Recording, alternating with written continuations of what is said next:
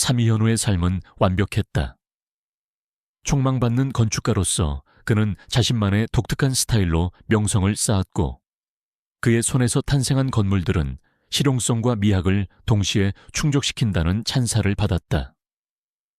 29의 나이에 자신의 건축 사무소를 성공적으로 운영하며 사회적으로도 인정받는 위치에 올랐다. 그리고 그의 옆에는 윤서연, 그의 약혼녀가 있었다. 서연은 지성과 아름다움을 겸비한 재원이었고, 두 사람은 서로를 깊이 사랑했다. 그들은 몇 달 앞으로 다가온 결혼식 준비로 바쁜 나날을 보내고 있었다. 현우는 서연과 함께 꿈꿔온 미래를 향해 한 걸음 한 걸음 나아가고 있다고 믿어 의심치 않았다. 그의 인생은 탄탄대로였고, 행복이라는 단어는 그를 위해 존재한다고 생각했다. 그날은 현우의 아버지가 돌아가신 지 10주기가 되는 날이었다. 현우는 어린 시절 아버지를 여의고 홀어머니 밑에서 자랐다. 그의 아버지는 작은 시계 수리점을 운영하시던 평범한 분이었지만 현우에게는 세상 그 누구보다 존경스러운 존재였다. 아버지는 늘 정직하고 성실하게 사셨고, 현우에게도 늘 정의롭고 바르게 살라고 가르치셨다. 현우는 아버지를 닮아 강직하고 올곧은 성품을 지니게 되었다. 아버지가 돌아가신 후 어머니는 홀로 현우를 키우느라 고생이 많으셨다. 현우는 어머니의 희생을 잊지 않고 늘 감사하며 살았다. 아버지가 돌아가신 날, 현우는 어머니와 함께 아버지의 납골당을 찾았다. 납골당은 평소와 다름없이 고요했고, 아버지의 사진은 온화하게 미소 짓고 있었다. 현우는 아버지의 사진을 보며 지난 10년을 회상했다. 아버지가 계셨다면 얼마나 좋았을까. 그는 아버지에게 자랑스러운 아들이 되고 싶었다. 납골당에서 돌아오는 길, 현우는 서연과 함께 저녁 식사를 했다. 서연은 평소와 다름없이 다정하고 밝았다. 하지만 현우는 그녀의 눈빛에서 뭔가 알 수 없는 불안감을 느꼈다. 서연은 식사 내내 말이 없었고, 현우의 질문에도 건성으로 대답했다. 현우는 그녀가 아버지 기일이라서 자신의 눈치를 보는가 싶어 애써 대수롭지 않게 넘겼다. 밤이 깊어지고 두 사람은 현우의 집으로 돌아왔다. 서연은 현우의 품에 안겨 있었지만 그녀의 몸은 미세하게 떨리고 있었다. 현우는 그녀의 불안감을 감지했다. 서연아, 무슨 일 있어? 오늘 하루 종일 표정이 좋지 않은데. 현우는 걱정스러운 목소리로 물었다. 서연은 한참을 망설였다. 그녀의 눈가에는 눈물이 고였다. 그녀는 겨우 입을 열었지만 그녀의 목소리는 미세하게 떨렸다. 현우 씨, 나 사실 당신한테 할 말이 있어요. 너무 중요한 얘기라서 말하기가 힘들었어요. 서연의 표정은 비장했다. 현우는 그녀의 말에 심장이 철렁 내려앉았다. 무슨 일일까? 혹시 결혼을 미루자는 이야기일까? 서연은 깊은 숨을 들이쉬고 겨우 입을 열었다. 현우 씨, 당신 아버지는 살인자예요. 현우의 머릿속은 순식간에 새하얗게 변했다. 살인자? 서연의 말이 마치 천둥처럼 그의 귓가를 때렸다. 그는 자신의 귀를 의심했다. 서연아, 지금 무슨 말을 하는 거야? 농담이지? 이런 농담은 재미없어. 현우는 애써 웃음을 지으려 했지만 그의 얼굴은 이미 싸늘하게 굳어 있었다. 서연은 고통스러운 표정으로 고개를 저었다. 농담이 아니에요, 현우 씨. 우리 아버지는 30년 전에 살해당했어요. 그리고 그 범인은 당신 아버지였어요. 서연의 눈에서는 뜨거운 눈물이 쏟아져 내렸다. 그녀의 목소리는 흐느낌에 묻혀 알아들을 수 없었다. 현우는 자리에서 벌떡 일어났다. 말도 안 돼. 우리 아버지는 살인자가 아니야. 서연아, 네가 뭔가 잘못 알고 있는 거야. 이건 명백한 거짓말이야. 현우는 격앙되어 소리쳤다.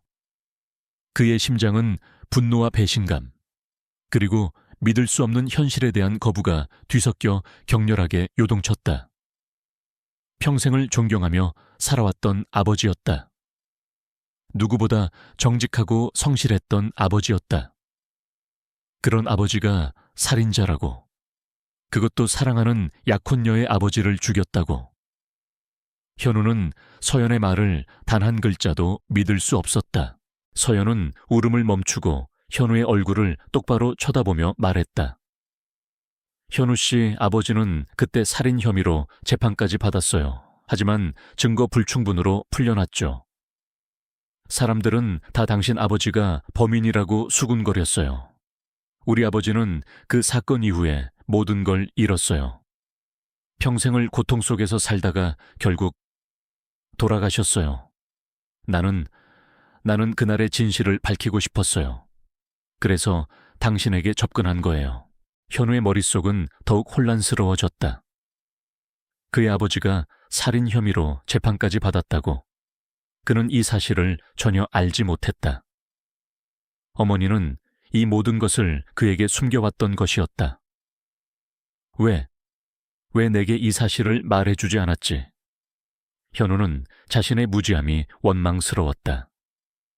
사랑하는 서연이 자신에게 접근한 이유가 복수심 때문이었다는 사실에 그는 깊은 배신감을 느꼈다.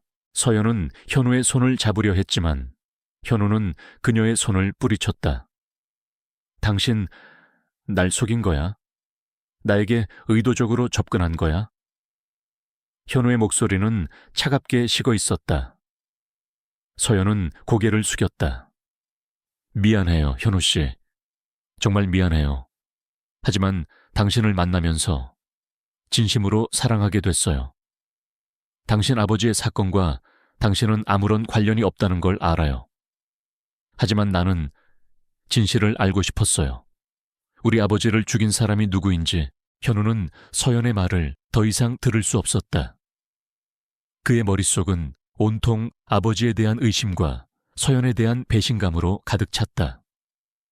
그는 자리에서 일어나 집 밖으로 뛰쳐나갔다. 차가운 밤 공기가 그의 뜨거운 머리를 식혀주는 듯했다. 그는 한없이 걷고 또 걸었다. 그의 심장은 고통에 몸부림쳤다. 평생을 믿어왔던 아버지와 사랑했던 약혼녀, 그리고 자신의 모든 삶이 한순간에 거짓으로 무너져 내리는 듯했다. 새벽녘이 되어서야 현우는 다시 집으로 돌아왔다. 그의 어머니는 거실에서 현우를 기다리고 있었다. 어머니의 얼굴은 수심에 잠겨 있었고 그녀의 눈가에는 눈물 자국이 선명했다. 현우는 어머니에게 다가갔다. 엄마, 아버지가 살인 혐의로 재판을 받으셨어요. 왜 저에게 아무것도 말씀해 주시지 않았어요? 현우의 목소리는 격앙되어 있었다. 어머니는 현우의 질문에 흐느끼기 시작했다. 아들아, 엄마가 미안하다. 엄마가 너에게 짐을 지우고 싶지 않았어. 너마저 아프게 하고 싶지 않았어. 나 아버지는 결백하셨어. 그분은 살인자가 아니야. 누군가의 함정에 빠진 거야. 어머니는 눈물을 흘리며 아버지의 결백을 주장했다. 하지만 그녀의 목소리는 힘이 없었고 그녀의 눈빛은 깊은 슬픔으로 가득 차 있었다. 현우는 어머니의 말을 믿고 싶었지만 서연의 말과 어머니의 불안한 태도는 그를 더욱 혼란스럽게 만들었다. 그는 진실을 알아야만 했다. 그는 더 이상 이 의혹 속에서 살아갈 수 없었다. 그는 아버지의 방으로 향했다. 아버지의 서재는 아버지가 돌아가신 후 아무도 손대지 않은 채 그대로 보존되어 있었다. 책상 위에는 아버지의 낡은 안경과 일담한 책이 놓여 있었다. 현우는 아버지의 유품들을 뒤지기 시작했다. 그는 아버지의 옷장 깊숙한 곳에서 오래된 나무 상자를 발견했다. 상자 위에는 먼지가 두껍게 쌓여 있었고 마치 오랜 시간 동안 아무도 손대지 않은 듯했다. 현우는 상자를 조심스럽게 열었다. 상자 안에는 아버지의 낡은 시계 수리 도구들과 함께 빛바랜 사진첩, 그리고 낡은 일기장 한 권이 들어 있었다.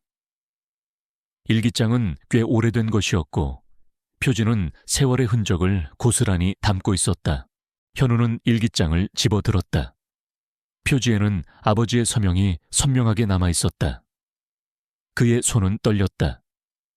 이 일기장에 과연 어떤 진실이 담겨 있을까? 그는 조심스럽게 일기장을 펼쳤다. 첫 페이지에는 30년 전의 날짜가 쓰여 있었다. 그가 서연에게 들었던 사건 발생 시점과 정확히 일치했다. 일기장 속에는 아버지의 굳건한 필체로 쓰인 글들이 가득했다. 그의 아버지는 매일의 일상과 생각들을 기록하고 있었다. 그리고 얼마 지나지 않아 그는 그 안에 기록된 충격적인 내용들을 발견했다. 그날 밤 나는 살인 현장에 있었다. 하지만 나는 범인이 아니다. 나는 목격자였다. 그러나 아무도 나의 말을 믿어주지 않았다. 나는 함정에 빠졌다. 현우의 심장은 격렬하게 요동쳤다. 아버지의 일기장은 서연의 말처럼 30년 전 그 사건의 진실을 담고 있었다.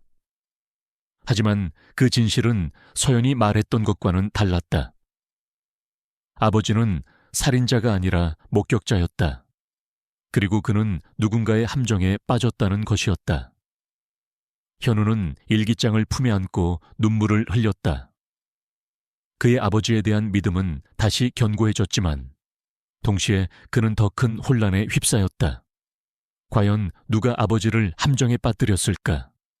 그리고 그 진범은 누구일까? 현우는 이 모든 진실을 밝히기로 결심했다. 그의 눈빛은 단호한 결의로 빛나고 있었다.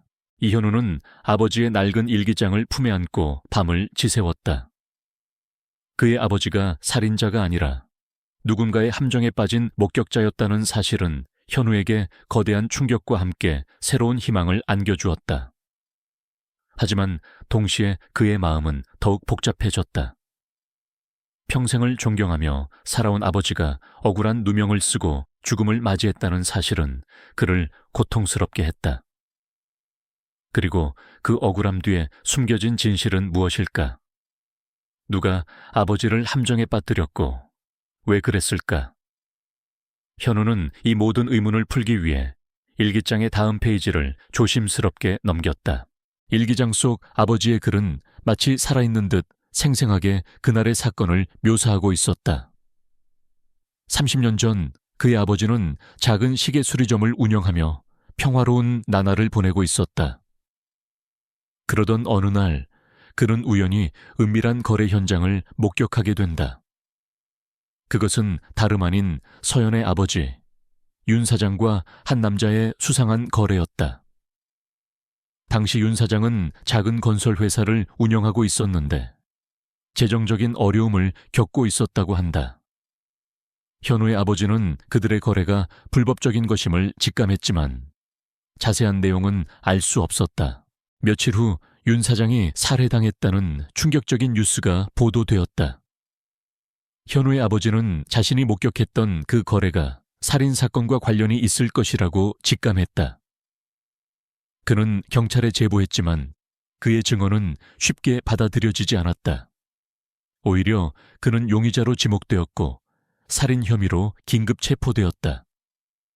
일기장에는 경찰의 강압적인 수사와 주변의 싸늘한 시선에 대한 아버지의 고통과 절망이 고스란히 담겨 있었다. 아버지는 자신이 결백하다는 것을 증명하기 위해 필사적으로 노력했지만 모든 증거들은 그를 범인으로 지목하는 듯했다. 결국 그는 증거 불충분으로 풀려났지만 사람들의 의심과 비난은 그의 삶을 짓눌렀다. 아버지는 그 사건 이후부터 평생을 그늘 속에서 살아야 했다. 일기장의 다음 페이지에는 아버지의 오랜 친구이자 당시 수사팀에 소속되어 있던 박 형사에 대한 이야기가 적혀 있었다. 박 형사는 아버지의 결백을 믿어주었던 유일한 사람이었다. 그는 아버지와 함께 진범을 찾기 위해 은밀하게 조사를 진행했지만 결국 아무런 성과도 없이 수사는 종결되었다. 아버지는 박 형사와 함께 진실을 밝히기 위해 노력했지만 거대한 벽에 부딪혔다고 일기장에 기록했다. 그 벽은 무엇이었을까? 현우는 일기장을 읽는 내내 숨을 고르기 힘들었다. 그의 아버지가 얼마나 고통스러운 시간을 보냈을지 상상조차 할 수 없었다. 그는 아버지를 향한 깊은 연민과 함께 진범을 찾아 아버지의 명예를 회복하겠다는 강한 의지를 다졌다. 그는 가장 먼저 서연을 찾아갔다. 서연은 현우를 보자마자 눈물을 흘렸다. 현우 씨, 미안해요. 내가 너무 성급했어요. 당신 아버지가 살인자라고 말해서 정말 미안해요. 서연은 진심으로 사과했다. 현우는 그녀의 손을 잡았다. 괜찮아, 서연아. 네 잘못이 아니야. 나는 이제 진실을 알았어. 우리 아버지는 살인자가 아니야. 그분은 누군가의 함정에 빠진 거야. 그리고 나는 이제 그 진실을 밝히고 싶어. 네 아버지의 억울함도 함께 풀어주고 싶어. 현우는 서연에게 아버지의 일기장 내용을 모두 이야기했다. 서연은 현우의 말을 듣고 충격에 휩싸였다. 그녀는 자신의 아버지가 살해당한 사건의 진실이 자신이 알고 있던 것과는 전혀 다르다는 사실에 경악했다. 서연은 현우와 함께 진실을 찾기 위해 노력하겠다고 말했다. 그녀의 눈빛에는 결의가 담겨 있었다. 그들의 관계는 비록 끔찍한 진실 속에서 시작되었지만 이제는 서로에 대한 깊은 이해와 믿음으로 단단해지고 있었다. 현우는 민우 변호사에게 연락해 아버지의 일기장 내용을 모두 이야기했다. 민우는 현우의 말에 놀라움을 감추지 못했다. 현우야, 이건 정말 엄청난 단서야. 30년 전 사건을 재조사할 수 있는 충분한 근거가 될 수 있어. 그리고 박 형사라는 인물도 중요한 실마리가 될 거야. 민우는 즉시 30년 전 사건 기록을 다시 검토하기 시작했다. 민우의 조사는 빠르게 진행되었다. 그는 30년 전 사건 기록을 검토하면서 여러 가지 의문점을 발견했다.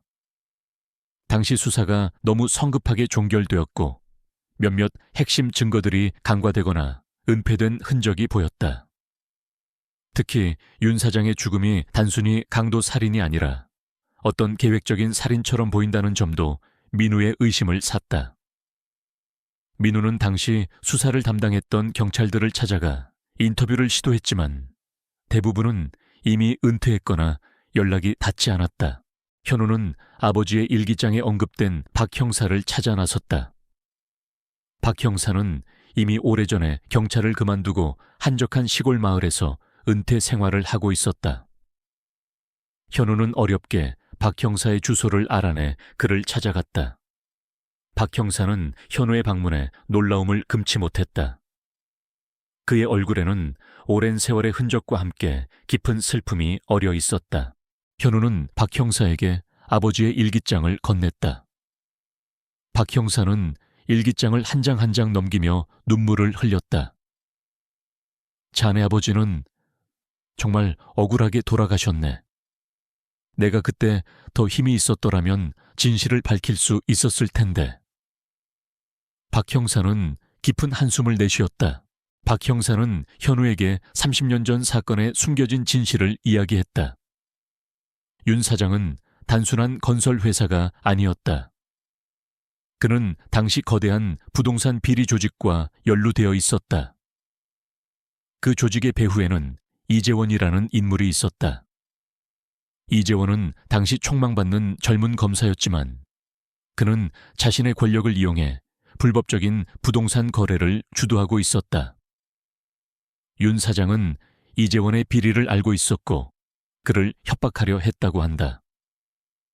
이재원은 윤 사장을 살해하고 현우의 아버지를 함정에 빠뜨려 범인으로 몰아세웠던 것이었다. 박 형사는 이재원의 막강한 권력 때문에 아무것도 할 수 없었다고 고백했다.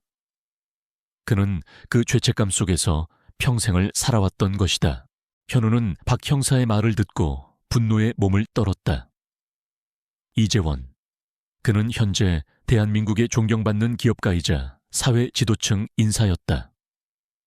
그의 이름은 언론에 자주 오르내렸고 그는 청렴하고 정직한 이미지로 대중에게 알려져 있었다. 그런 그가 30년 전 살인사건의 진범이자 아버지의 인생을 파괴한 장본인이라니. 현우는 이재원에게 합당한 대가를 치르게 할 것이라고 다짐했다. 현우는 서연에게 이재원의 존재와 그의 비리에 대한 모든 것을 이야기했다. 서연은 이재원의 이름이 나오자마자 얼굴이 굳어졌다. 이재원, 그 사람이 우리 아버지의 동업자였어요. 우리 아버지가 돌아가시기 직전까지 그 사람과 함께 일했어요. 서연의 목소리는 떨렸다. 그녀는 이재원이 자신의 아버지까지 살해했다는 사실에 충격을 금치 못했다. 서연은 이재원에게 복수하겠다고 다짐했다. 그녀의 눈빛에는 증오가 가득했다. 현우는 서연의 복수심을 이해했지만 그녀를 진정시키려 애썼다. 서연아, 감정적으로 행동하면 안 돼. 이재원은 단순한 사람이 아니야. 그는 매우 위험하고 교활한 인물이야. 우리는 냉철하게 계획하고 움직여야 해. 서둘러서 증거를 확보하고 그에게 합당한 대가를 치르게 해야 해. 그때였다. 창밖에서 흰색 비둘기 한 마리가 날아와 현우의 서재 창문에 앉았다. 비둘기는 평소 현우의 집 주변을 맴돌던 비둘기였다. 현우는 비둘기의 모습에서 알 수 없는 메시지를 받았다. 마치 비둘기가 그에게 어떤 길을 안내하는 듯했다. 비둘기는 창문에 잠시 머물다 다시 날아갔고 현우는 그 모습을 물끄러미 바라보았다. 그는 이 비둘기가 자신에게 어떤 의미를 지니고 있을 것이라고 직감했다. 현우는 민우 변호사, 서연, 그리고 박 형사와 함께 이재원의 비리를 파헤치기 위한 계획을 세웠다. 그들은 먼저 이재원의 과거 행적을 철저히 조사하고 그가 연루된 모든 사건들을 다시 검토하기로 했다. 특히 박 형사는 30년 전 수사 당시 이재원의 압력으로 인해 은폐되었던 증거들을 다시 찾아내려 노력했다. 그들은 이재원의 주변 인물들을 조사하기 시작했다. 이재원은 현재 대기업 총수로서 막강한 권력을 가지고 있었고 그의 주변에는 그를 맹목적으로 따르는 사람들이 많았다. 그들은 이재원의 비위를 맞추며 자신의 이득을 취하고 있었다. 현우는 그들의 약점을 찾아내 이재원을 압박할 방법을 찾으려 했다. 어느 날 저녁, 현우는 서재에서 아버지의 일기장을 다시 읽고 있었다. 일기장에는 아버지의 마지막 메시지가 담겨 있었다. 나는 이재원에게 협박을 당하고 있다. 그는 내게 살인죄를 뒤집어 씌우고 모든 것을 빼앗으려 한다. 나는 두렵지만 진실은 반드시 밝혀질 것이다. 나는 내가 할 수 있는 모든 것을 기록으로 남겨두었다. 나의 아들, 언젠가 이 진실을 밝혀주기를 바란다. 현우는 아버지의 마지막 메시지를 읽고 눈물을 흘렸다. 아버지는 자신을 위해 모든 것을 기록으로 남겨두었던 것이었다. 현우는 아버지의 희생이 헛되지 않도록 반드시 진실을 밝힐 것이라고 다짐했다. 그는 이제 더 이상 흔들리지 않았다. 그의 눈빛은 단호한 결의로 빛나고 있었다. 그의 앞에는 험난한 싸움이 기다리고 있었지만 그는 결코 포기하지 않을 것이었다. 이현우는 아버지의 낡은 일기장과 박 형사의 증언을 통해 30년 전 사건의 진실에 한 걸음 더 다가섰지만 그의 마음은 결코 가볍지 않았다. 이재원이라는 거대한 그림자가 그의 앞에 드리워져 있었고 그 그림자는 그의 아버지뿐만 아니라 서연의 아버지에게까지 뻗어 있었다. 현우는 분노와 함께 알 수 없는 두려움을 느꼈다.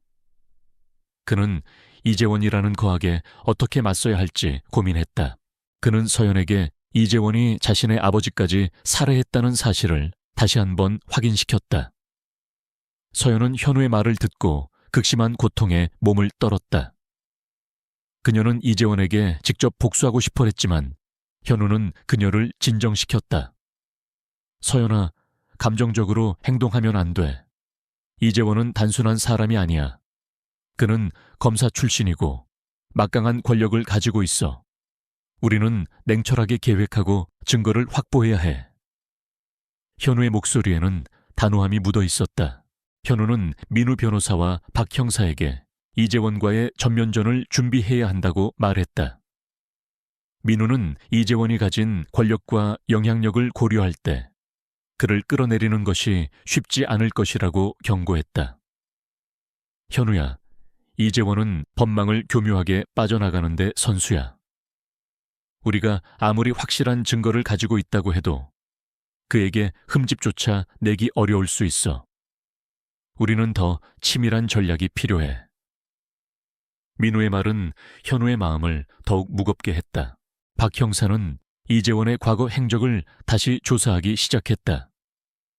그는 30년 전 사건 당시 이재원이 어떤 식으로 수사를 방해하고 증거를 은폐했는지에 대한 단서들을 찾아 나섰다. 박 형사는 과거 자신의 무능함에 대한 죄책감과 현우의 아버지를 향한 미안함 때문에 이번만큼은 반드시 진실을 밝히겠다고 다짐했다. 현우는 이재원이 현재 운영하고 있는 대기업 JS그룹의 비리 가능성을 조사하기 시작했다. 이재원은 30년 전 사건 이후 JS그룹을 설립하고 급성장시킨 인물이었다. 현우는 JS그룹의 사업 분야와 최근 프로젝트들을 면밀히 검토했다. 그는 이재원이 30년 전 사건과 관련된 어떤 증거를 JS그룹 안에 숨겨두었을지도 모른다고 생각했다. 어느 날 저녁, 현우는 아버지의 서재에서 아버지의 유품들을 정리하고 있었다. 그때 현우의 눈에 들어온 것은 낡은 지도 한 장이었다. 지도는 30년 전 그의 아버지가 시계 수리점을 운영하던 동네의 지도였다. 지도 위에는 몇 군데가 붉은 펜으로 동그라미 쳐져 있었다. 현우는 지도를 자세히 들여다보았다. 동그라미 쳐진 곳 중 한 곳은 서연의 아버지가 운영하던 건설 회사였고, 다른 한 곳은 이재원이 살던 고급 아파트 단지였다. 그리고 나머지 한 곳은 작은 창고 건물이었다. 현우는 직감했다. 이 창고 건물이 아버지의 일기장에 언급된 은밀한 거래 현장일 것이라고. 현우는 지도를 들고 박 형사를 찾아갔다. 박 형사는 지도를 보고 놀라움을 금치 못했다. 이 창고 건물은 우리가 30년 전 사건을 수사할 때도 주목했던 곳이네. 하지만 그때는 아무것도 찾지 못했어. 혹시 자네 아버지가 뭔가 중요한 걸 숨겨두었던 건 아닐까? 박 형사의 눈빛은 희미한 희망으로 빛났다. 현우와 박 형사는 밤늦게 그 창고 건물을 찾아갔다. 창고는 오랫동안 버려진 듯 낡고 허름했다. 굳게 닫힌 문을 어렵게 열고 안으로 들어서자 곰팡이 냄새와 함께 스산한 기운이 느껴졌다. 그들은 손전등을 비추며 창고 내부를 꼼꼼히 살폈다. 곳곳에는 잡동사니들과 낡은 공구들이 널려 있었다. 한참을 뒤지던 현우는 창고 한쪽 구석에서 낡은 나무 상자를 발견했다. 상자는 먼지에 뒤덮여 있었고 마치 누군가가 의도적으로 숨겨놓은 듯했다. 현우는 상자를 조심스럽게 열었다. 상자 안에는 빛바랜 사진첩과 함께 오래된 녹음기 하나가 들어있었다. 현우는 녹음기를 집어들고 재생 버튼을 눌렀다. 녹음기에서는 희미한 목소리가 흘러나왔다. 윤 사장의 목소리였다. 이재원, 당신은 날 속였어. 이 비리는 절대로 용서받지 못할 거야. 나는 모든 걸 폭로할 거야. 그리고 이어지는 것은 이재원의 차갑고 섬뜩한 목소리였다. 윤 사장, 당신이 감히 날 협박해? 이 세상에서 사라지고 싶지 않다면 조용히 입 다물고 있어. 당신 가족의 안전은 보장할 수 없어. 녹음은 계속해서 이재원과 윤 사장 사이에 격렬한 다툼을 담고 있었다. 이재원이 윤 사장을 살해하는 소리, 그리고 현우의 아버지가 그 현장을 목격하고 비명을 지르는 소리까지. 현우의 손은 격렬하게 떨렸다. 그는 녹음기를 든 채 그 자리에 주저앉았다. 녹음기는 30년 전 살인사건의 모든 진실을 담고 있었다. 이재원의 비리와 윤 사장의 죽음, 그리고 아버지의 억울한 누명까지. 현우는 눈물을 흘렸다. 아버지는 결백했다. 그리고 이 녹음기는 아버지의 결백을 증명할 결정적인 증거였다. 박 형사 역시 충격에 휩싸였다. 그는 녹음기를 들으며 30년 전 자신의 무능함에 대한 죄책감에 고개를 숙였다. 이런 결정적인 증거가 여기에 숨겨져 있었다니. 내가 그때 왜 이걸 찾지 못했을까? 박 형사는 흐느꼈다. 현우는 박 형사의 어깨를 잡았다. 박 형사님, 이제라도 진실을 밝힐 수 있습니다. 아버지의 억울함을 풀어드릴 수 있습니다. 함께 이재원을 잡읍시다. 현우의 목소리에는 강한 결의가 담겨 있었다. 그들은 녹음기와 함께 창고를 빠져나왔다. 밤하늘에는 별들이 총총히 박혀 있었지만 현우의 마음속은 여전히 격렬한 감정으로 요동치고 있었다. 그는 서연에게 즉시 연락해 이 모든 사실을 알렸다. 서연은 현우의 말을 듣고 기쁨과 동시에 깊은 슬픔에 빠졌다. 그녀의 아버지가 얼마나 억울하게 죽음을 맞이했는지 알게 되면서 그녀는 오열했다. 현우는 서연을 품에 안고 함께 눈물을 흘렸다.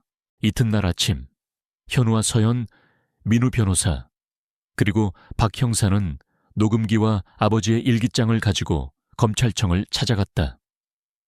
그들은 30년 전 사건의 재조사를 요청하고 이재원의 모든 비리를 폭로했다.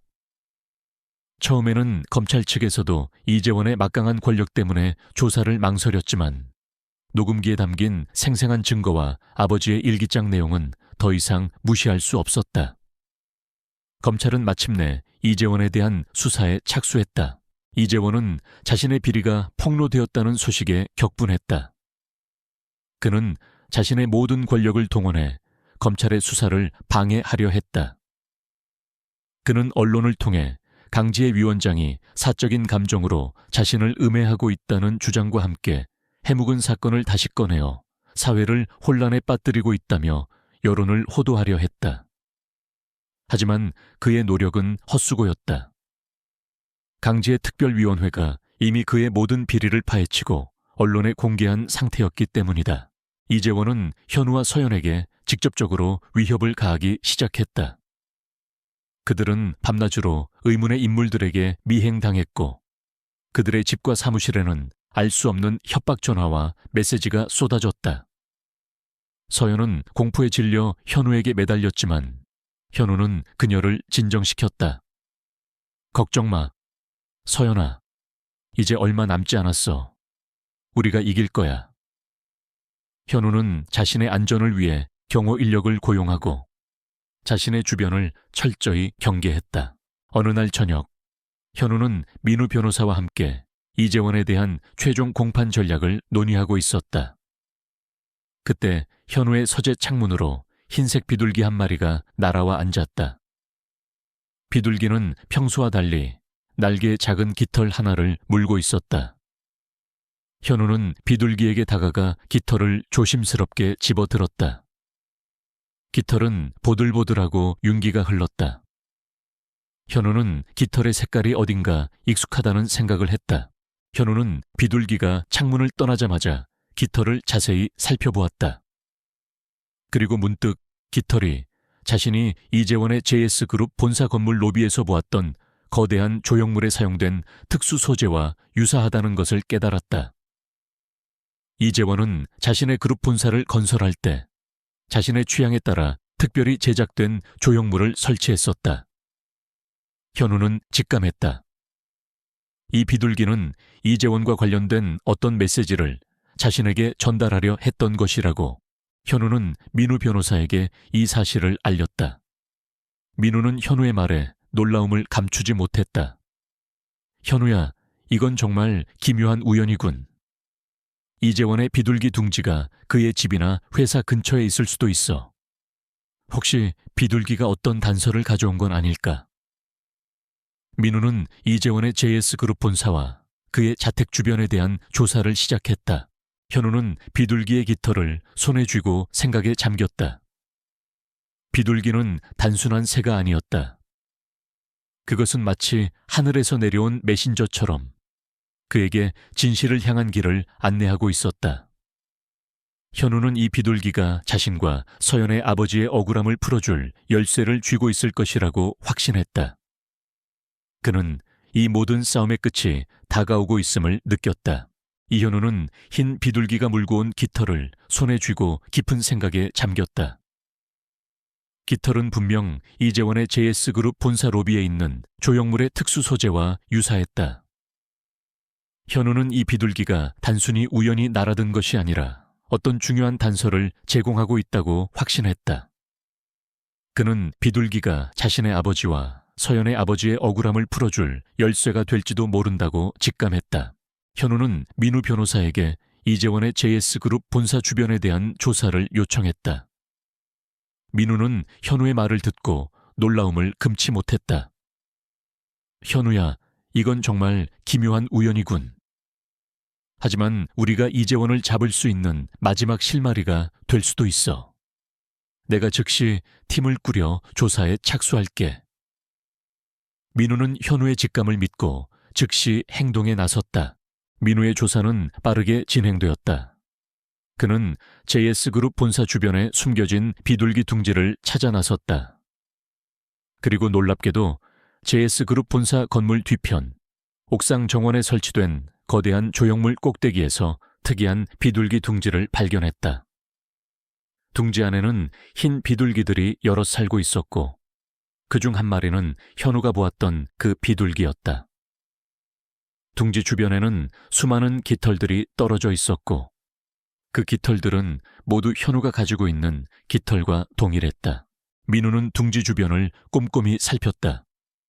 그리고 둥지 아래 조형물 기단부의 작은 틈새에서 낡은 USB 메모리 하나를 발견했다. USB 메모리는 먼지에 뒤덮여 있었지만 마치 누군가가 의도적으로 숨겨놓은 듯했다. 민우는 직감적으로 이 USB 메모리가 이재원과 관련된 중요한 증거를 담고 있을 것이라고 생각했다. 민우는 USB 메모리를 가지고 현우에게 향했다. 현우는 민우가 가져온 USB 메모리를 보고 놀라움을 금치 못했다. 이게 이재원과 관련된 증거라고요? 현우의 목소리는 떨렸다. 민우는 고개를 끄덕였다. 아마 그럴 겁니다. 이재원이 자신의 비리를 숨기기 위해 이곳에 감춰두었을 가능성이 높아요. 현우는 즉시 USB 메모리를 컴퓨터에 연결했다. USB 메모리 안에는 수많은 파일들이 들어있었다. 대부분은 JS그룹의 회계 장부와 관련된 파일들이었다. 그리고 몇몇 파일들은 암호로 잠겨 있었다. 현우는 암호가 걸린 파일들을 열기 위해 애썼지만 쉽지 않았다. 그때 현우의 머릿속에 섬광처럼 스쳐 지나가는 생각이 있었다. 아버지의 일기장. 아버지는 일기장 곳곳에 이재원과 관련된 단서들을 남겨두었다.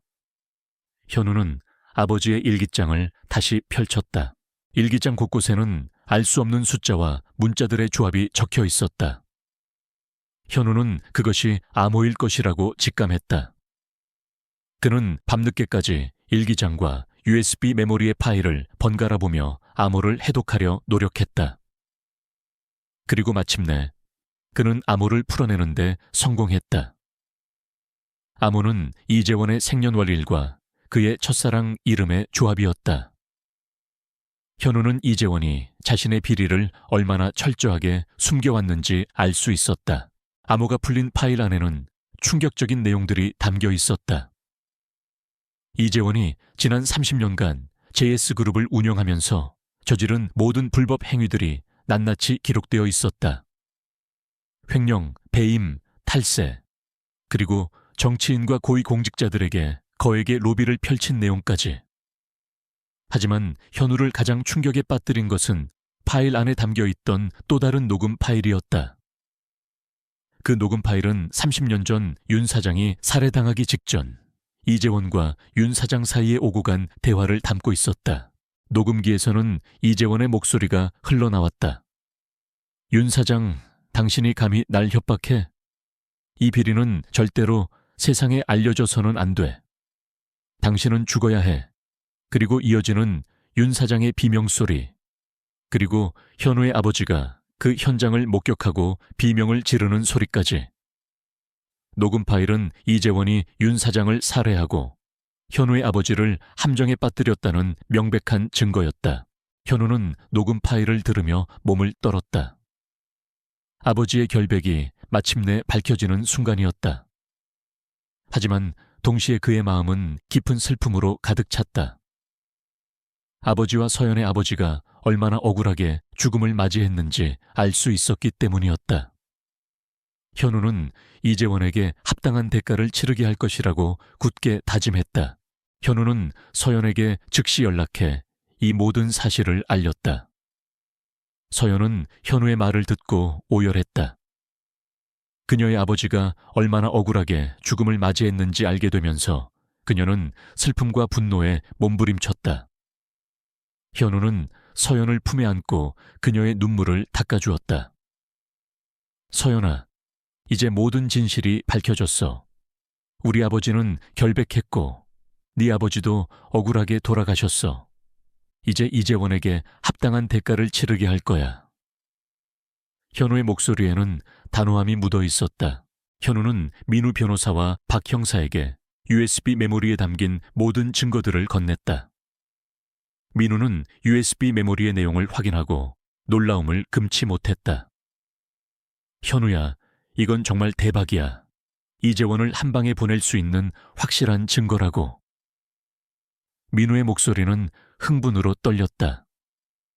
박 형사 역시 눈물을 흘리며 현우의 어깨를 토닥였다. 자네 아버지가 이렇게 결정적인 증거를 남겨두셨을 줄이야. 이제야 그분의 억울함을 풀어드릴 수 있겠네. 그들은 즉시 검찰에 이재원의 모든 비리를 고발하고 USB 메모리에 담긴 증거들을 제출했다. 검찰은 이재원의 막강한 권력 때문에 조사를 망설였지만 너무나도 명백한 증거들 앞에서 더 이상 외면할 수 없었다. 검찰은 이재원에 대한 전면 수사에 착수했다. 이재원은 자신의 비리가 폭로되었다는 소식에 격분했다. 그는 자신의 모든 권력과 인맥을 동원해 검찰의 수사를 방해하려 했다. 그는 언론을 통해 지혜와 현우를 음해하고 그들의 주장이 거짓이라고 주장하며 여론을 호도하려 했다. 하지만 그의 노력은 헛수고였다. 지혜특별위원회가 이미 그의 모든 비리를 파헤치고 언론에 공개한 상태였기 때문이다. 이재원은 현우와 서연에게 직접적인 위협을 가하기 시작했다. 그들은 밤낮으로 의문의 인물들에게 미행당했고 그들의 집과 사무실에는 알 수 없는 협박 전화와 메시지가 쏟아졌다. 서연은 공포에 질려 현우에게 매달렸지만 현우는 그녀를 진정시켰다. 걱정 마, 서연아. 이제 얼마 남지 않았어. 우리가 이길 거야. 현우는 자신의 안전을 위해 경호 인력을 고용하고 자신의 주변을 철저히 경계했다. 어느 날 저녁, 현우는 서재에서 아버지의 일기장을 다시 읽고 있었다. 일기장에는 아버지의 마지막 메시지가 담겨 있었다. 나는 이재원에게 협박을 당하고 있다. 그는 내게 살인죄를 뒤집어 씌우고 모든 것을 빼앗으려 한다. 나는 두렵지만 진실은 반드시 밝혀질 것이다. 나는 내가 할 수 있는 모든 것을 기록으로 남겨두었다. 나의 아들, 언젠가 이 진실을 밝혀주기를 바란다. 현우는 아버지의 마지막 메시지를 읽고 눈물을 흘렸다.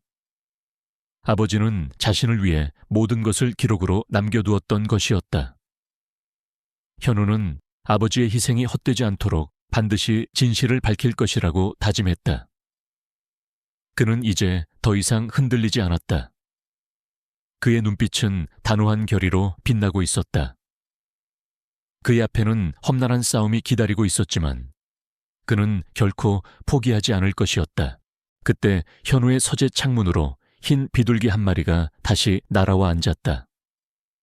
비둘기는 평소와 달리 현우의 손바닥에 부드럽게 앉았다. 현우는 비둘기의 작은 발에 묶인 종이 한 장을 발견했다. 종이에는 희미한 글씨로 진실은 가까이에 있다는 문구가 적혀 있었다. 현우는 놀라움에 말을 잇지 못했다. 비둘기는 마치 그에게 마지막 메시지를 전달하러 온 듯했다. 비둘기는 현우의 손바닥을 부드럽게 쪼더니 다시 하늘로 날아갔다. 현우는 비둘기가 남긴 메시지를 보며 깊은 생각에 잠겼다. 진실은 가까이에 있다. 그는 이미 모든 증거를 확보했지만 과연 이 메시지가 또 다른 숨겨진 진실을 의미하는 것일까? 현우는 자신의 직감을 믿고 다시 한번 주변을 둘러보기 시작했다. 그는 이재원과 관련된 모든 정보를 다시 한번 되짚었다. 그리고 문득 이재원이 30년 전 윤 사장을 살해할 당시 사용했던 흉기가 아직 발견되지 않았다는 사실을 떠올렸다. 현우는 민우 변호사와 박 형사에게 이 사실을 알렸다. 그들은 이재원의 집과 사무실을 다시 한번 면밀히 수색했지만 흉기는 찾을 수 없었다. 그때 박 형사가 문득 한 가지 가능성을 제시했다. 이재원은 매우 교활한 사람입니다. 그는 아마도 가장 예상치 못한 곳에 흉기를 숨겼을 겁니다. 어쩌면 그에게 가장 소중한 곳에요. 현우는 박 형사의 말에 섬광처럼 스쳐 지나가는 생각이 있었다. 이재원에게 가장 소중한 곳, 그것은 바로 그의 JS그룹 본사 로비에 있는 거대한 조형물이었다. 이재원은 이 조형물을 자신의 예술작품이라고 부르며 극진히 아꼈다. 현우는 직감했다. 그 흉기가 조형물 안에 숨겨져 있을 것이라고. 현우는 민우 변호사와 박 형사와 함께 JS그룹 본사 로비로 향했다. 그들은 경찰의 협조를 얻어 조형물을 조사하기 시작했다. 조형물은 견고하게 제작되어 있었고 겉보기에는 아무런 틈도 없었다. 하지만 현우는 비둘기가 깃털을 발견했던 조형물 기단부의 작은 틈새를 다시 한번 확인했다. 그리고 그 틈새 안쪽에 숨겨진 작은 공간을 발견했다. 그 공간 안에는 피 묻은 칼 한 자루가 들어있었다. 30년 전 윤 사장을 살해한 흉기였다. 현우는 흉기를 집어들고 손을 떨었다. 마침내 모든 진실이 밝혀지는 순간이었다. 이재원은 자신의 비리를 숨기기 위해 가장 소중한 곳에 흉기를 숨겨두었던 것이다. 현우는 하늘을 올려다보았다. 흰 비둘기는 더 이상 보이지 않았지만 현우는 비둘기가 자신에게 준 마지막 메시지가 바로 이것이었음을 깨달았다. 진실은 가장 가까이에, 그리고 가장 예상치 못한 곳에 숨겨져 있었던 것이다. 이로써 이재원의 모든 범죄는 완벽하게 증명되었다. 이현우와 서연, 민우 변호사, 그리고 박 형사는 이재원의 JS그룹 본사 로비에 있는 조형물 안에서 30년 전 윤 사장을 살해한 흉기를 찾아냈다. 피 묻은 칼은 이재원의 모든 비리와 살인 혐의를 입증할 결정적인 증거였다. 현우의 손은 떨렸지만 그의 얼굴에는 마침내 진실이 밝혀졌다는 안도감과 정의를 향한 강한 결의가 깃들어 있었다.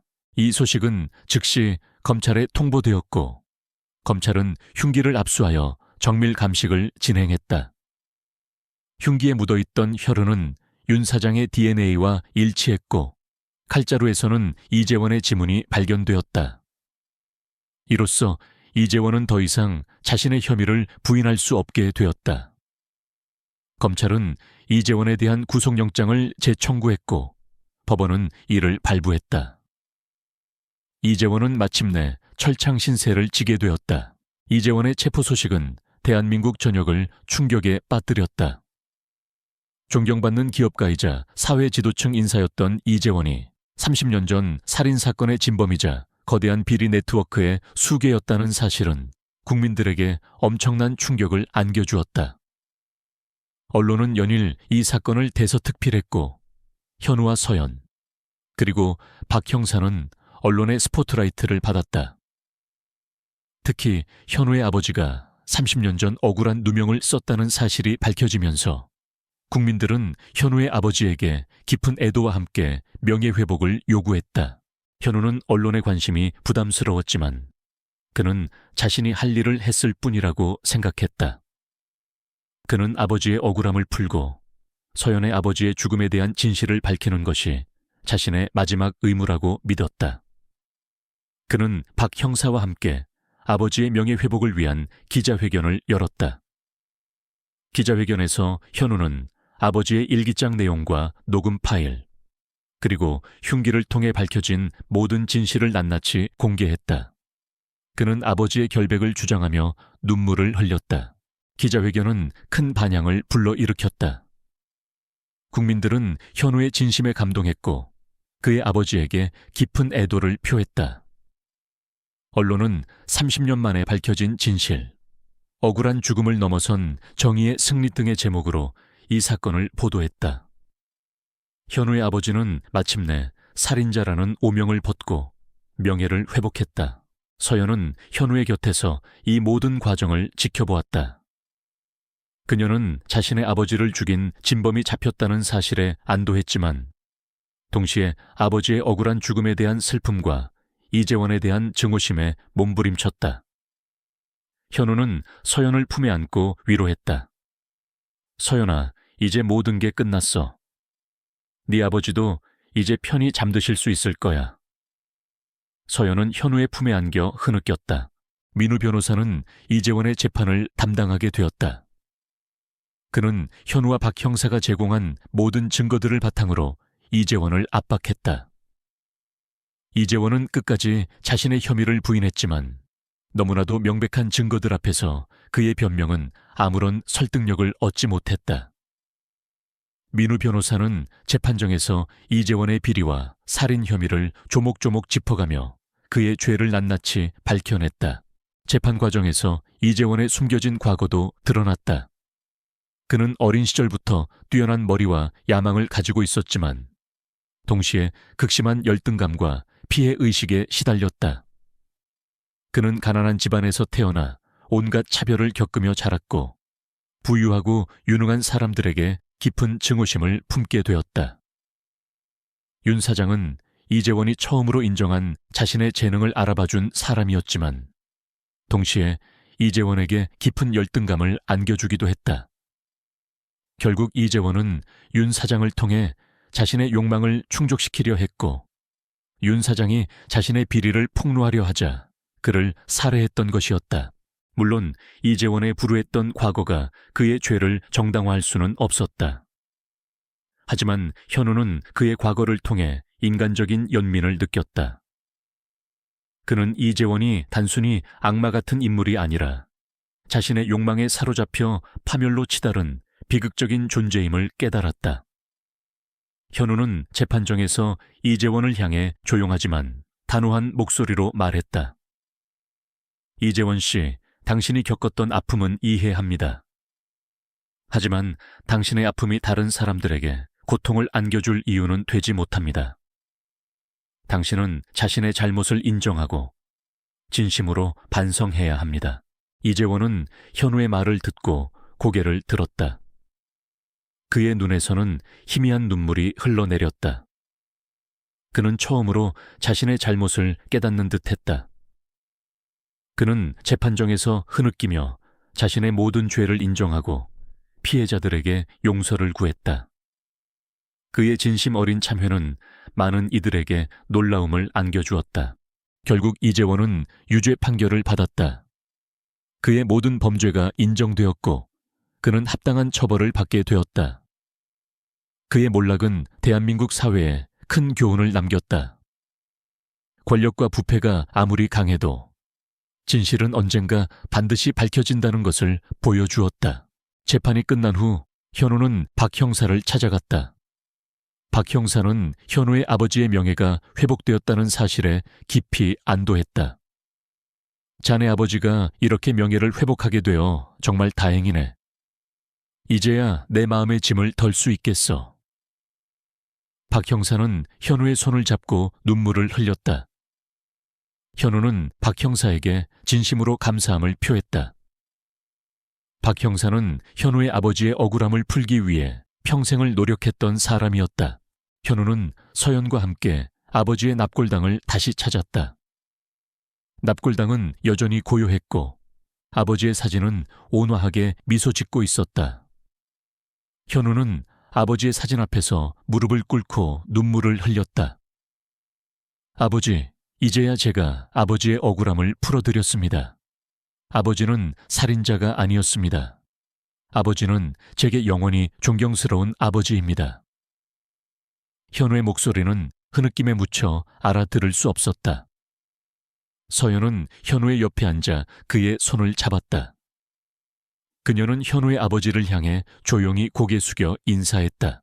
현우와 서연은 이제 서로에 대한 깊은 이해와 믿음으로 더욱 단단해졌다. 그들의 사랑은 끔찍한 진실 속에서 시작되었지만 그 진실을 통해 더욱 성숙하고 견고해졌다. 그들은 서로의 아픔을 보듬어주고 함께 미래를 만들어 나갈 것을 다짐했다. 그들의 결혼은 단순히 두 사람의 결합이 아니라 과거의 아픔을 치유하고 새로운 미래를 여는 상징이 되었다. 그때 납골당 창밖으로 흰 비둘기 한 마리가 날아와 앉았다. 비둘기는 평소 현우의 집 주변을 맴돌던 그 비둘기였다. 비둘기는 잠시 현우와 서연을 바라보더니 다시 하늘로 날아갔다. 현우는 비둘기의 모습에서 알 수 없는 위안을 받았다. 비둘기는 마치 아버지와 서연의 아버지가 그들의 사랑을 축복하고 그들의 미래를 응원하는 듯했다. 비둘기는 이제 그들에게 희망과 평화의 상징이 되었다. 현우는 이제 건축가로서 새로운 꿈을 꾸기 시작했다. 그는 상처받은 영혼들을 치유하고 아픔을 겪은 이들에게 희망을 줄 수 있는 공간을 디자인하고 싶었다. 그는 자신의 아버지와 서연의 아버지를 기리는 공간, 그리고 모든 억울한 죽음을 애도하고 진실을 밝히는 공간을 만들고 싶었다. 그의 건축은 이제 단순히 건물을 짓는 것을 넘어선 인간의 삶과 영혼을 치유하는 예술이 되었다. 이재원의 몰락은 사회 전반에 걸쳐 큰 파장을 일으켰다. 그의 비리 네트워크에 연루되었던 수많은 고위 인사들과 기업인들이 줄줄이 법의 심판을 받았다. 대한민국 사회는 오랜 시간 동안 감춰져 있던 부패의 민낯을 직시하게 되었고, 이는 대대적인 개혁의 움직임으로 이어졌다. 강지혜는 이 모든 변화의 중심에 서 있었다. 그녀는 정의로운 강지혜라는 수식어와 함께 국민들의 존경과 신뢰를 한몸에 받았다. 현우는 이제 아버지의 명예를 완전히 회복했다. 그의 아버지는 더 이상 살인자라는 오명에 시달리지 않았다. 대신 진실을 위해 희생된 의인으로 기억되었다. 언론은 현우의 아버지의 이야기를 미담으로 재조명했고 많은 이들이 그의 억울한 죽음에 애도를 표했다.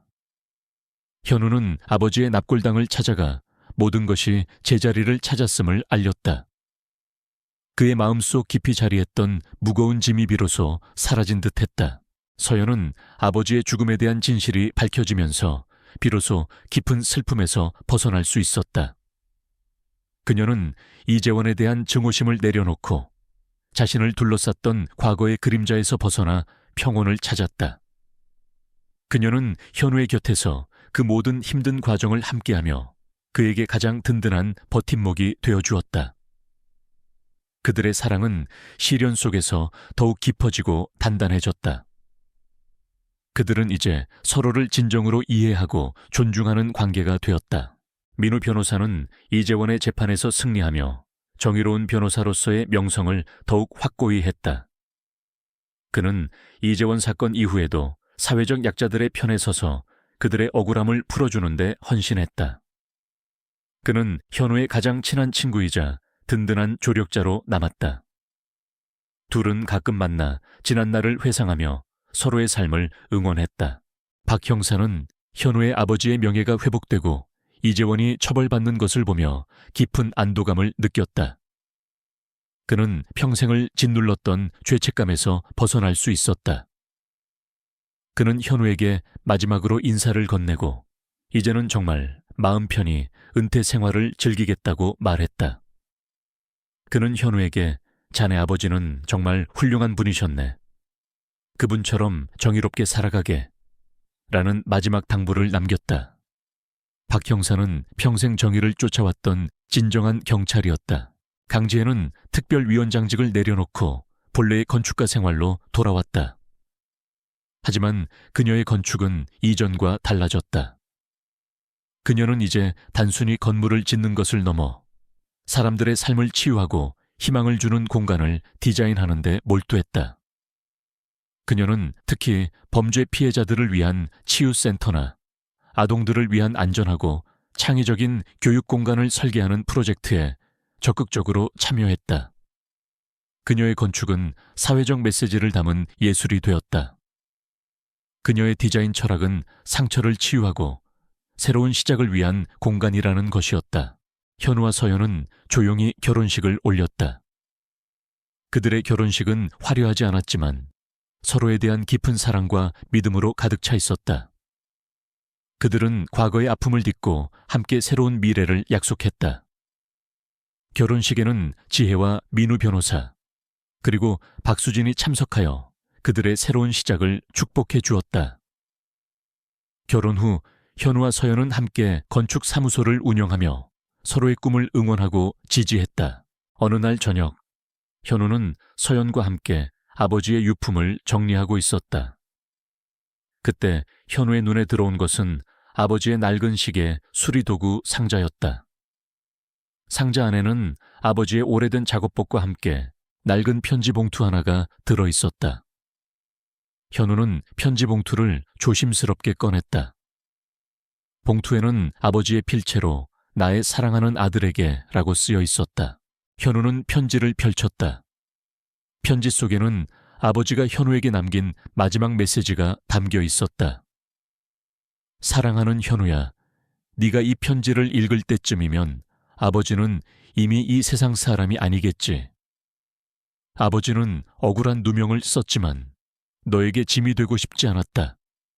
그래서 진실을 숨겨둘 수밖에 없었다. 하지만 아버지는 믿었다.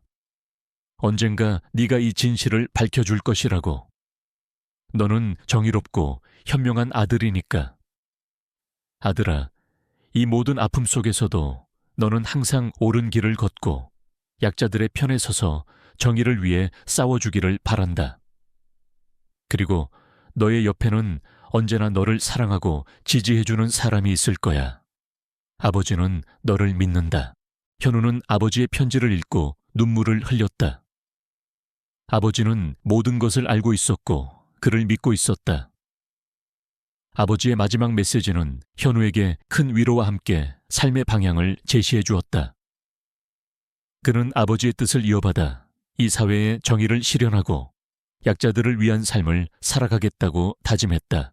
편지 봉투 안에는 낡은 시계 부품 하나가 들어있었다.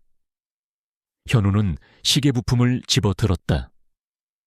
그것은 아버지의 시계 수리점에서 사용하던 작은 부품이었다. 현우는 시계 부품을 보며 아버지의 따뜻한 손길을 느꼈다. 그는 시계 부품을 소중히 간직하기로 했다. 그것은 아버지의 유산이자 그의 삶의 나침반이 될 것이었다. 그때 현우의 서재 창문으로 흰 비둘기 한 마리가 다시 날아와 앉았다. 비둘기는 평온한 눈빛으로 현우와 서연을 바라보았다. 비둘기는 마치 아버지의 영혼이 그들을 지켜보고 그들의 미래를 축복하는 듯했다. 현우는 비둘기에게 따뜻한 미소를 지었다. 비둘기는 잠시 머물다 다시 하늘로 날아갔고 현우는 그 모습을 물끄러미 바라보았다. 흰 비둘기는 이제 그들에게 평화와 희망, 그리고 변치 않는 사랑의 상징이 되었다. 현우와 서연은 함께 아버지의 유품을 정리하며 지난날의 아픔을 치유했다. 그들은 과거의 상처를 통해 더욱 성숙하고 단단해졌다. 그들은 이제 서로에게 가장 소중한 존재가 되었고 함께 만들어갈 미래를 기대했다. 그들의 삶은 완벽하게 행복하지는 않을지라도 서로에 대한 깊은 사랑과 믿음으로 가득 차 있었다. 그들은 이 사회에 정의를 실현하고 약자들을 돕는 데 헌신하며 살아갈 것이라고 다짐했다. 몇 년 후 현우와 서연은 예쁜 딸을 낳았다. 딸은 현우를 닮아 총명했고 서연을 닮아 아름다웠다. 그들은 딸에게 하늘이 준 선물이라는 의미로 하늘이라는 이름을 지어주었다. 현우는 딸을 보며 아버지의 편지에 쓰여 있던 마지막 구절을 떠올렸다. 너의 옆에는 언제나 너를 사랑하고 지지해주는 사람이 있을 거야. 현우는 이제 자신이 아버지의 뜻을 이어받아 새로운 삶을 살아가고 있다는 것을 느꼈다. 현우는 자신의 건축사무소 이름을 진실의 집이라고 바꾸었다. 그는 이곳에서 상처받은 이들을 위한 치유 공간을 만들고 억울한 죽음을 애도하고 진실을 밝히는 데 헌신했다. 그의 건축물은 단순한 건물이 아니라 희망과 치유의 메시지를 담은 예술 작품이 되었다. 서연은 현우의 일을 적극적으로 도우며 자신의 재능을 발휘했다. 그녀는 현우의 가장 든든한 동반자이자 협력자가 되었다. 그들의 삶은 이제 평온하고 행복했다. 그들은 과거의 아픔을 잊지 않았지만 그것이 그들의 미래를 지배하도록 내버려 두지 않았다. 대신 그들은 그 아픔을 통해 더욱 강하고 현명해졌다. 그들은 서로에게 기대고 서로를 사랑하며 새로운 삶을 개척해 나갔다. 그들의 이야기는 많은 이들에게 영감과 희망을 주었고 정의가 살아 숨쉬는 세상을 위한 작은 빛이 되었다. 그들은 영원히 함께할 것이었다. 이재원의 몰락은 사회 전반에 걸쳐 큰 파장을 일으켰다. 그의 비리 네트워크에 연루되었던 수많은 고위 인사들과 기업인들이 줄줄이 법의 심판을 받았다. 대한민국 사회는 오랜 시간 동안 감춰져 있던 부패의 민낯을 직시하게 되었고 이는 대대적인 개혁의 움직임으로 이어졌다. 강지혜는 이 모든 변화의 중심에 서 있었다. 그녀는 정의로운 강지혜라는 수식어와 함께 국민들의 존경과 신뢰를 한 몸에 받았다. 현우는 이제 아버지의 명예를 완전히 회복했다. 그의 아버지는 더 이상 살인자라는 오명에 시달리지 않았다. 대신 진실을 위해 희생된 의인으로 기억되었다. 언론은 현우의 아버지의 이야기를 미담으로 재조명했고 많은 이들이 그의 억울한 죽음에 애도를 표했다. 현우는 아버지의 납골당을 찾아가 모든 것이 제자리를 찾았음을 알렸다. 그의 마음속 깊이 자리했던 무거운 짐이 비로소 사라진 듯했다. 서연은 아버지의 죽음에 대한 진실이 밝혀지면서 비로소 깊은 슬픔에서 벗어날 수 있었다. 그녀는 이재원에 대한 증오심을 내려놓고 자신을 둘러쌌던 과거의 그림자에서 벗어나 평온을 찾았다. 그녀는 현우의 곁에서 그 모든 힘든 과정을 함께하며 그에게 가장 든든한 버팀목이 되어주었다. 그들의 사랑은 시련 속에서 더욱 깊어지고 단단해졌다.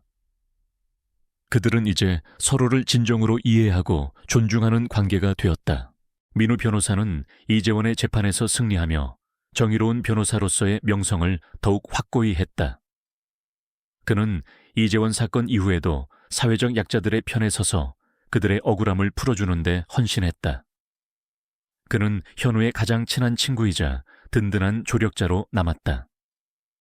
둘은 가끔 만나 지난 날을 회상하며 서로의 삶을 응원했다. 박 형사는 현우의 아버지의 명예가 회복되고 이재원이 처벌받는 것을 보며 깊은 안도감을 느꼈다. 그는 평생을 짓눌렀던 죄책감에서 벗어날 수 있었다. 그는 현우에게 마지막으로 인사를 건네고 이제는 정말 마음 편히 은퇴 생활을 즐기겠다고 말했다. 그는 현우에게 자네 아버지는 정말 훌륭한 분이셨네. 그분처럼 정의롭게 살아가게 라는 마지막 당부를 남겼다. 박 형사는 평생 정의를 쫓아왔던 진정한 경찰이었다. 강지혜는 특별위원장직을 내려놓고 본래의 건축가 생활로 돌아왔다. 하지만 그녀의 건축은 이전과 달라졌다. 그녀는 이제 단순히 건물을 짓는 것을 넘어 사람들의 삶을 치유하고 희망을 주는 공간을 디자인하는 데 몰두했다. 그녀는 특히 범죄 피해자들을 위한 치유센터나 아동들을 위한 안전하고 창의적인 교육 공간을 설계하는 프로젝트에 적극적으로 참여했다. 그녀의 건축은 사회적 메시지를 담은 예술이 되었다. 그녀의 디자인 철학은 상처를 치유하고 새로운 시작을 위한 공간이라는 것이었다. 현우와 서연은 조용히 결혼식을 올렸다. 그들의 결혼식은 화려하지 않았지만 서로에 대한 깊은 사랑과 믿음으로 가득 차 있었다. 그들은 과거의 아픔을 딛고 함께 새로운 미래를 약속했다. 결혼식에는 지혜와 민우 변호사, 그리고 박수진이 참석하여 그들의 새로운 시작을 축복해 주었다. 결혼 후 현우와 서연은 함께 건축사무소를 운영하며 서로의 꿈을 응원하고 지지했다. 어느 날 저녁, 현우는 서연과 함께 아버지의 유품을 정리하고 있었다. 그때 현우의 눈에 들어온 것은 아버지의 낡은 시계, 수리도구 상자였다. 상자 안에는 아버지의 오래된 작업복과 함께 낡은 편지봉투 하나가 들어있었다. 현우는 편지봉투를 조심스럽게 꺼냈다. 봉투에는 아버지의 필체로 나의 사랑하는 아들에게 라고 쓰여 있었다. 현우는 편지를 펼쳤다. 편지 속에는 아버지가 현우에게 남긴 마지막 메시지가 담겨 있었다. 사랑하는 현우야, 네가 이 편지를 읽을 때쯤이면 아버지는 이미 이 세상 사람이 아니겠지. 아버지는 억울한 누명을 썼지만 너에게 짐이 되고 싶지 않았다. 그래서 진실을 숨겨둘 수밖에 없었다. 하지만 아버지는 믿었다. 언젠가 네가 이 진실을 밝혀줄 것이라고. 너는 정의롭고 현명한 아들이니까. 아들아, 이 모든 아픔 속에서도 너는 항상 옳은 길을 걷고 약자들의 편에 서서 정의를 위해 싸워주기를 바란다.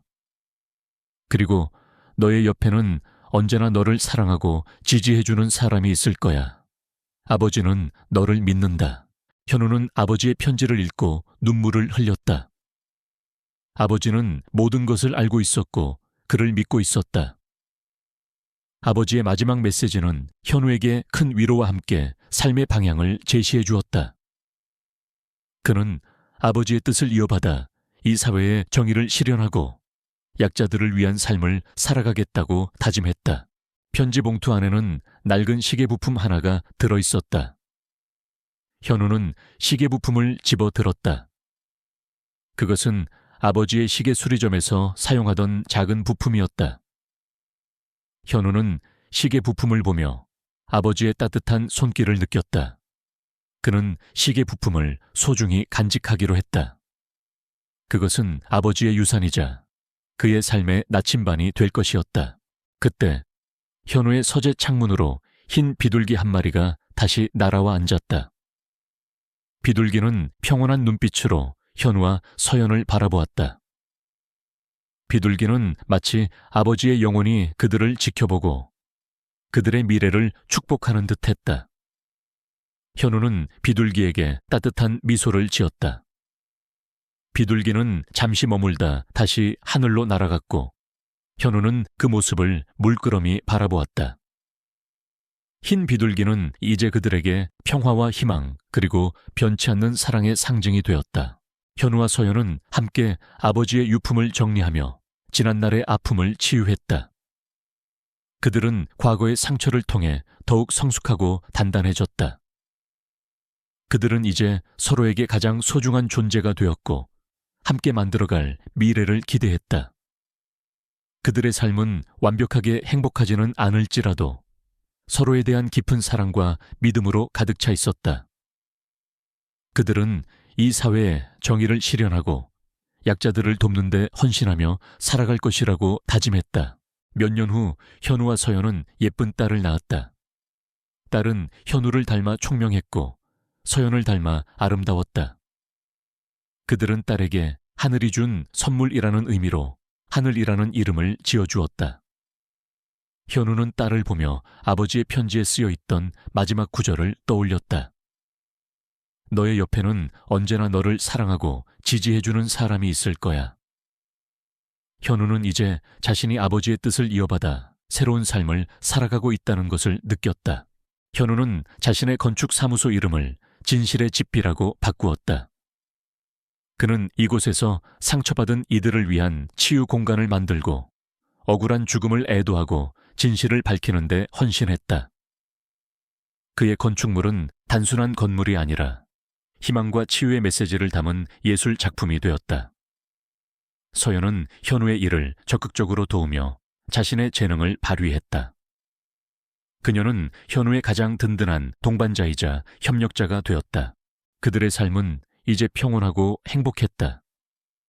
그들은 과거의 아픔을 잊지 않았지만 그것이 그들의 미래를 지배하도록 내버려 두지 않았다. 대신 그들은 그 아픔을 통해 더욱 강하고 현명해졌다. 그들은 서로에게 기대고 서로를 사랑하며 새로운 삶을 개척해 나갔다. 그들의 이야기는 많은 이들에게 영감과 희망을 주었고 정의가 살아 숨쉬는 세상을 위한 작은 빛이 되었다. 그들은 영원히 함께할 것이었다.